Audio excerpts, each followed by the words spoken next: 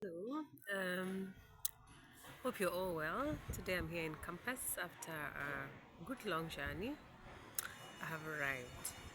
Today was a day I wanted to look back at time and at what two decades of serving the Lord have been.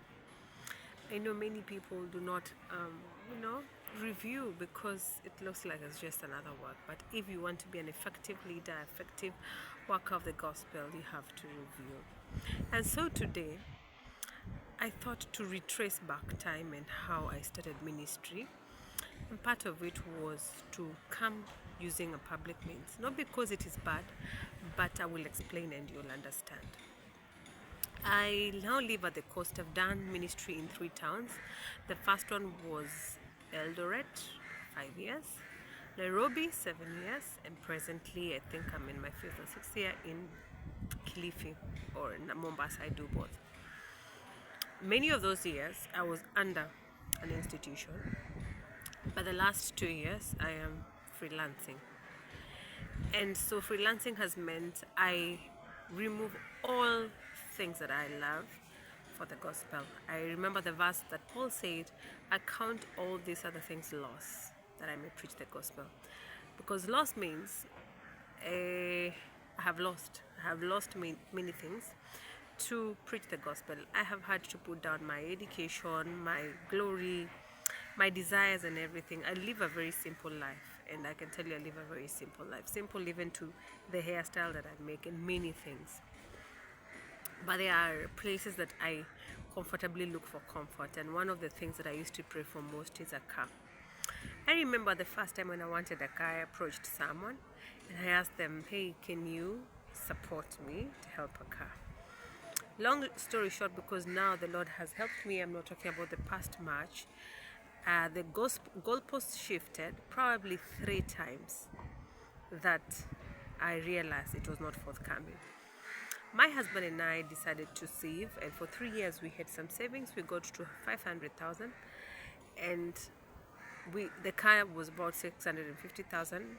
So we decided to go to the deep end and order the car. Luckily, he knew how to order a car abroad because he used to work with a car company after his fourth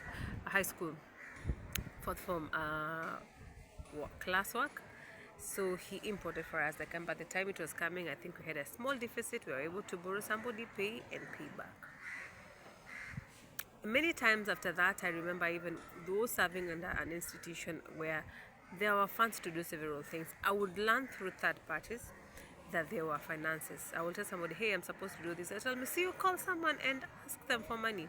And then I'll realize, oh, there is actually money. Okay, I will ask. And at that time, because the person has, broken the seal, it was not supposed probably to be said, I would be given. But then I started being not given. And again, like I said, I'm not going to go back into the past. There are good things to focus on. So what I did, I started saving money. If I knew that I had a conference or retreat every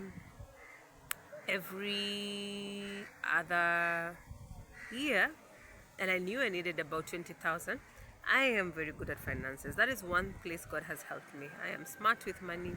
I can live on minimal. I can manage. And this I learned the hard way when I started ministry, because for 5 years I was paid about $80.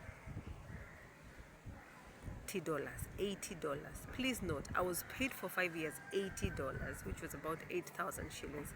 And again, that endurance to earn and live on the edge came with lessons. I will say lessons. I'll forget about the mess. I learned that I can be on the edge and get sick and get depression. So I learned the signs of depression because of being on the edge. I learned that I can work extra hard instead of getting sick and getting depressed because I'm hungry and I don't know where the next meal will come from. And therefore that will explain, if you've been in my world, how the last probably a decade I had even 5 jobs. 5 jobs to stabilize my family, because there is no way I'm going to get depression and I'm single. I got depression when I am a young girl because of living on the edge, and then also raise children with stress. So I began to look for jobs and means that will not interfere with ministry but will provide. Anyway, back to my narrative. So many times I learned to save the little, and by the end of the year I will have saved probably around 20,000, and that will be enough money to take me and my students there. So I'll hire a car and take it there. The saddest part is that probably this was interpreted as I am affluent and have a rich husband. Nobody asked, and because it was not asked, I never explained. But then this skill has helped me, because to this day it has helped me do much of ministry. Every semester I host students for a sleepover from Friday through to Sunday, and every one of those days has costed sometimes even 20-25,000. But now I have reduced, because I don't have an income. I have reduced it to about 10,000, which I raise much of it, but when it's not full, I look for people to help. One of the great persons I will mention here is my dear sister, my family, who has given me every time. And of course, I should have mentioned him first, but saying him second doesn't make him less of effect. My own husband, who has, God bless you, God bless you. He has never tired. I don't understand what kind of a person that is. He has never questioned. He has fueled that car. He was not the one with the calling, but when it comes to ministry, he has continuously given, without a word, without a change of attitude, without a change. God bless him. Please, God, in this video I say a prayer to him. Father, every time he calls you, hear him. Hear him, for he has shown kindness. And then there will be now, of course, dear friends who I will not mention my name, because they have insisted many times I should never mention their names, whom God has used so much to help. Now, what does it mean to have a budget? Please note, because when you don't have a salary, all you need is just to get to campus and get out. Using a car or using a matatu or a public means is not different. The only thing is that a car is more comfortable. I'll start with that. Today I came and I noticed I was fatigued, and I have a bit of, my body is not completely okay, but it will be okay. So the first thing is I have to use a motorbike, which costed 100 shillings. Then from my place, which is called Shariani near Vipingo, to town is 250, and I still have to walk a distance just to campus. So to and fro, without counting lunch, I will spend about 700 shillings. If I include lunch, let's give it a rough side, 1,000, which I don't use. A lot of the time I eat like a student. I've learned to, be the person who is like them. So if they're eating something called small chow, which is sausage and roti or chapati, I eat with them. So if I use that to calculate the fuel, my car uses 12 kilometers per liter. I'm assuming it's about maybe 100 and 25 plus 20, maybe 100 to 110 kilometers. If you use even 10 kilometers per liter, then you need how many liters for 110 kilometers, and times the amount, 180 shillings. If you do the math, maybe it will go to about 1,500 to close to 2,000. So let's even give it a 1,500. Let's say 125 by 10 is 11 liters. 11 liters times 180, yeah, about 2,000. So in a month, I would say I have 2 people who support me on that consistently. Yeah, so I can have that fuel all the time. But because the fuel is not strictly written ministry, this is a family car, my husband fuels, and then it doesn't finish the month, so I'll fill up the other part maybe the last week, and assume that's what I will have used to campus. And sometimes it goes even higher, because the fuel costs have been tricky. The other thing is I go on Wednesday. Oh yes, the fuel also, I've not included the Wednesday Bible study. There's a church I train on Wednesdays, and that one I have not included, and it is in half the distance, so to and fro 1,000 per liter. Then there is the hosting of students per month, which is about 10,000. So being very, very courteous, and saying I don't want anybody to say I used their money. If I had just a budget for ministry only, and say no extravagance, no extra work, don't give me more, and trust me, there's a lot of giving. I live in a community that is so needy. I probably give on a minimum 5,000 to the community indirectly. 5 to 10,000, I would need about 10 plus 8, 18, 10 plus 8, 18 plus another 10, 20. Let's say just about 25 to 30,000. So I want to explain to you how I have served the Lord for 2 decades. 2 decades.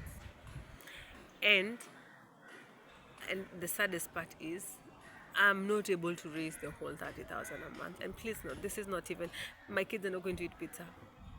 My kids are not going to eat pizza. This car will not be serviced. My husband will do all that. My husband will pay for all the bills.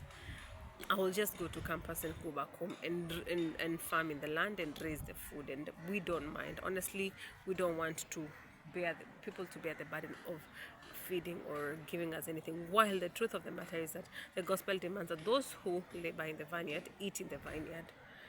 So of course, for me, it has been a challenge to ask myself, what what will I have done better to help the students support me? I mean, 20 years I have raised many people, and I call some, and they're very cold. Some are warm, but they can only do one of. They don't remember to do all the time.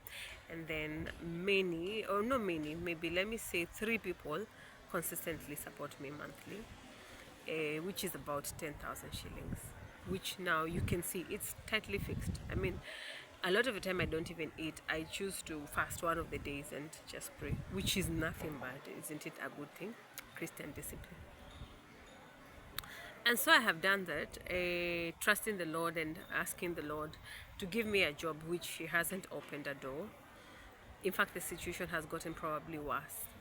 The beginning was easier. I'll get someone to give me a bit more, but the situation has been harder. And so even the time spent is more difficult, but it is not very bad. So what has happened is, now what I do is I prompt people every time I have a need. I prompt somebody, hey, I am going to do this, can you support? A lot of the time they give, but it's one-off. My prayer this morning was, God, can you get the church off the system of the world of funding a system that does not reach your means? Because truth of the matter, if you are a keen looker of things, what the church does today as a system is not of God. Maybe 5% is of God. Honestly, look at your church. There's a lot of meeting together, but there's no growing even in the knowledge of the word. There's a lot of meeting together that is just busybody. And with all due respect, without any hard feelings, I mean, I get surprised at churches that even save money in money market. That is not what God called us to do. You're even entangling yourself more in the systems of this world when you save in money market, and where's the gospel to be preached? And you know, some of us, we don't even need to write. I was once told, write a request. I am not going to write a request to our church. I am going to call on God and tell Him, God, you are my provider. Do away. Not because I can't write to our church, but it's a system.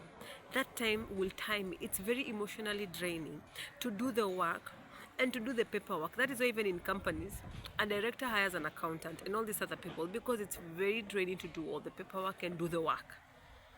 So me, I tell God, I'm doing the work, you do the paperwork. And He does. Why am I posting this? Why am I posting this? Why am I writing this? This is just to tell you that the main work in the church is not funded. What is funded is other things. The souls that are to be reached are not reached.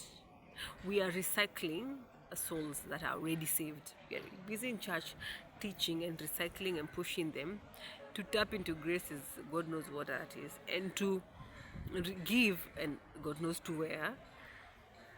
But I doubt if it is effective. If this video prompts you to think of, raising support for missionaries who really do the work. I mean, what do you want if somebody has done 2 decades? I have done 2 decades faithfully. Anybody can attest. Anybody who is close to me can attest. I don't choke with my mission work. I do a great job. And I have consistently reached to people who, unfortunately, God knows, the seed was sown, but maybe somebody else will harvest. But what I'm not going to ask you to give me money. It's up to you. I need the money. Trust me. I need 30,000 a month minimum just to do ministry work, missions work. This is not for my family. This is not for my children to eat chicken. I have to raise the chicken and the eggs.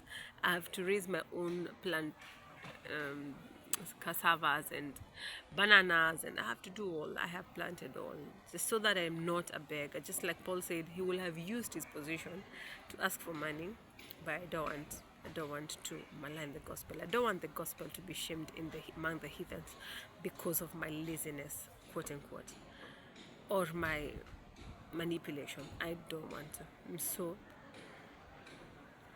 if you've seen the work of God being done, sow to places that you can reap also.